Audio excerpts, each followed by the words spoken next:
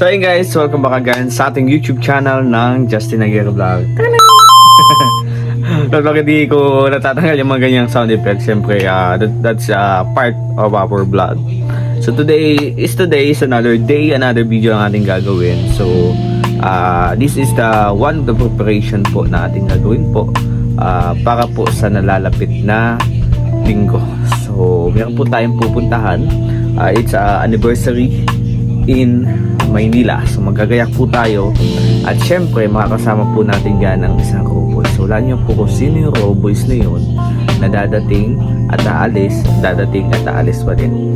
So ayan, samahan niyo po ako at kilalanin niyo at sa pagtatapos ng video nito ay reveal natin kung sino nga ba yung cowboys na yun at kung anong gagawin niya. So ngayon, magagayak muna tayo at syempre babay ko po muna.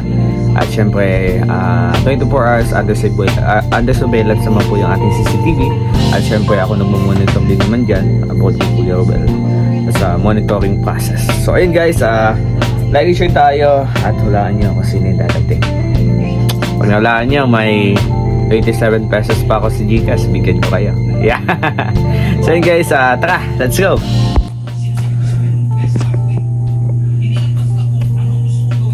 So yun guys, pasensya na po kayo kasi medyo magulo, may mga nakasampay. Yung nakasampay kasi that's t-shirt na medyo basa sa pawis. Hindi ko po siya basta-basta tinatabi lang o nilalagay sa akin laundry basket ko kasi baka siya mag-cause ng mga molds o maging tagipik na tinatawag. Kaya may nakasampay yan itong tawag. Pero that is not the essence of our vlog. So ang essence ng vlog natin ngayon is mag-impake tayo. So pupunta tayo sa Taiwan.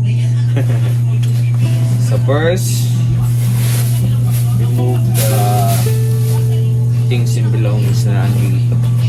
Napalig na natin muna.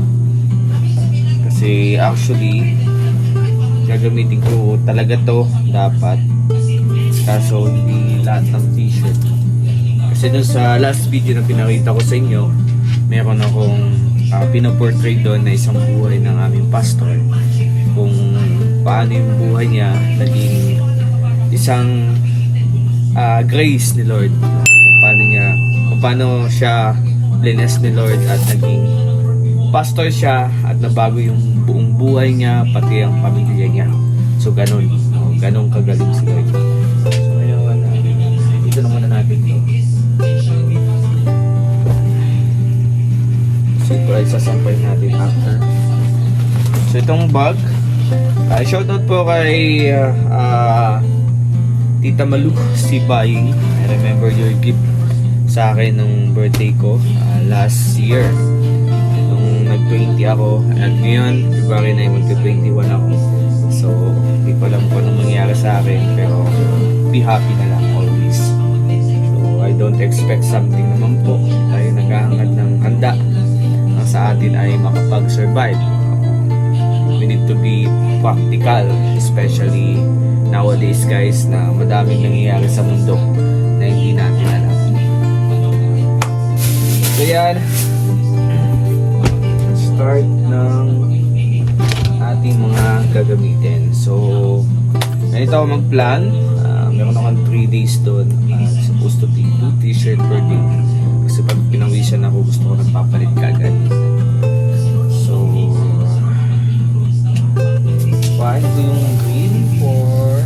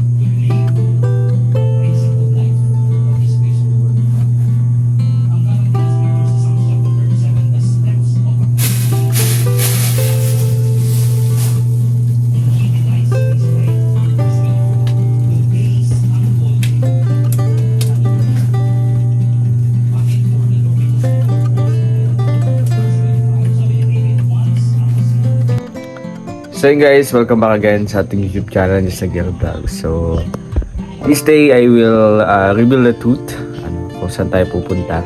So ako po ay meron na po akong ticket sa bus papunta po ng Maynila. Kasi po ako ay dadalo po sa isang anniversary po ng church. Opo. I'm one of the actor po doon. Mag-represent po kami doon. Sa San Antipolo City po siya gaganapin. And suddenly kanina po nag-chat sa akin si Ate Glay kung pwede ko daw pong ma-help si Kuya Alex to drive car po papunta ng Maynila. So syempre wala naman sa akin problema yon kung yung mismong seat ko po dun sa Superline ay hindi ma-accommodate So gusto ko lang din naman po makatulong kay Tatay Alex at syempre kay Kuya Ruel. So alam niyo naman po siguro kung ano pong pakay po namin din ng Kuya Alex. So mas mabuti na pong wala tayong bibitawang salita, pero meron po kami susundiing isang mahalaga at importanteng tao sa Rochelle. Ayan. So syempre kayo na pong bahala mag-isip about yan. Pero ako po ay magpapaiwan po ako sa Maynila at uwi po ako ng Monday. Kaya yun po ang pinaka-sked ko po. So gabayan po tayo ni Lord sa ating biyahe. And syempre like and share po tayo. And don't forget no skip ads. Mag-safe ang aming travel, maging successful and meaningful. At syempre mag-glorify namin si Lord sa aming lakad. And guys, like and share tayo. Maraming salamat po. And kita-kits sa ating mga susunod pang vlogs and uploads.